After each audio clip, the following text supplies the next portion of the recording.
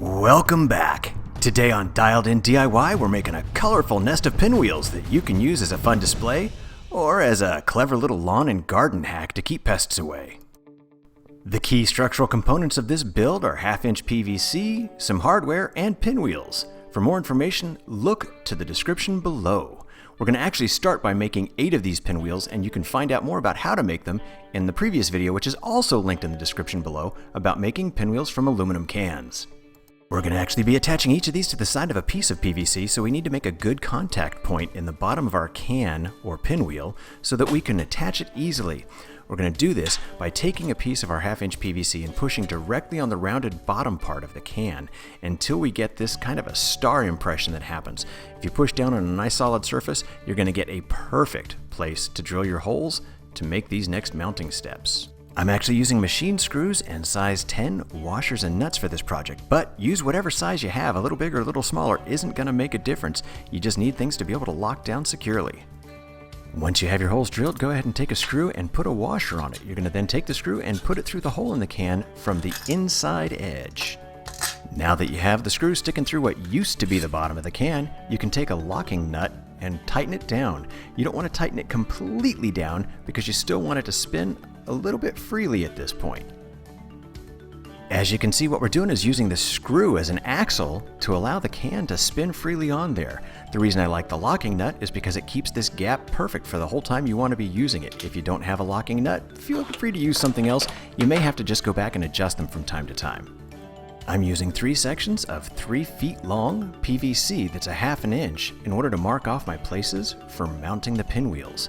For 2 of these pieces, I'm going to mark them off at 6 inches from the left, 18 inches, and then 30 inches. This effectively leaves me 12 inches between each center point for these. I'll explain a little bit more about why that's important in just a moment. But for now, I'm going to take the 3rd piece of PVC and I'm only marking 2 holes on this one, at 12 inches and then at 24 inches. Here's a great little tip on how to line up all your drill hole marks so that you can make sure that these all come pointing through at the same angle. What you do is take a piece of PVC, hold it slightly against another one so that your mark points, your original mark points, are just at the edge of another piece of PVC, and then you use that like a guide to mark your crosshatches on. This will ensure that they're all on the same point or the same center line of your PVC arm. Now we're just going to go ahead and drill out all the holes using the exact same size drill bit that we used for making the holes in the bottom of the can. So why did I set them 12 inches apart? Well, quite simple. I'm using a can to make my pinwheels out of that's slightly bigger than your typical 12-ounce can of soda. As such, the distance between 2 points opposite each other on this pinwheel is about 11 to 11.5 inches for each of them. I need to therefore make sure that I've got them set far enough apart that they won't touch each other when they're spinning later. So now we're going to start putting our pinwheels through the holes on the PVC and then adding a washer and another nut and tightening them down. This time you can tighten them down tight. As you see, once they're all done, they look quite nice. Just make sure they're all facing the same way. So now we're going to make a stand for our pinwheel display, and I'm going to start by cutting 4 pieces of PVC that are 10 inches long each. I'm going to use these to connect between each of the arms. In order to do that, we're going to take some connector parts, an elbow to put on the top piece, a T for the middle piece, and a T for the bottom piece. And you then stick a 10-inch piece of PVC between each. All you need to do is push the pieces together and you'll be amazed at how well they actually hold together. We're now going to go ahead and just repeat this same process on the other side with the elbow at the top, a T in the middle, and a T on the bottom. We're now going to make a couple of legs to stand on, and we'll begin by cutting 4 pieces 12 inches long. These are going to be used as the feet on our legs. I'm going to be taking a 24-inch or a 2-foot segment of PVC to stick straight up out of the T connector, and then straight out the sides will be those 2 12-inch pieces. We're going to repeat for the other leg as well.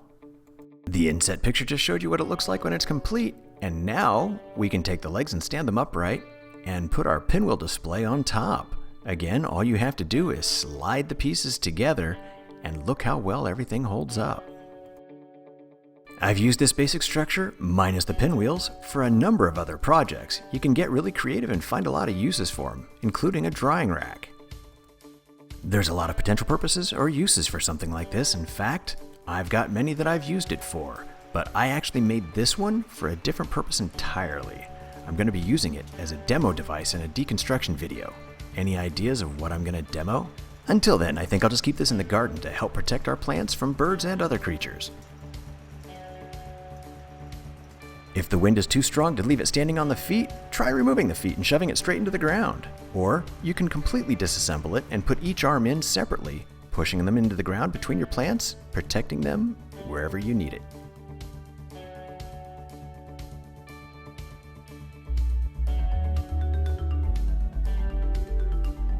Thank you for watching. Please press like and then subscribe. There will be more Dialed In DIY to come.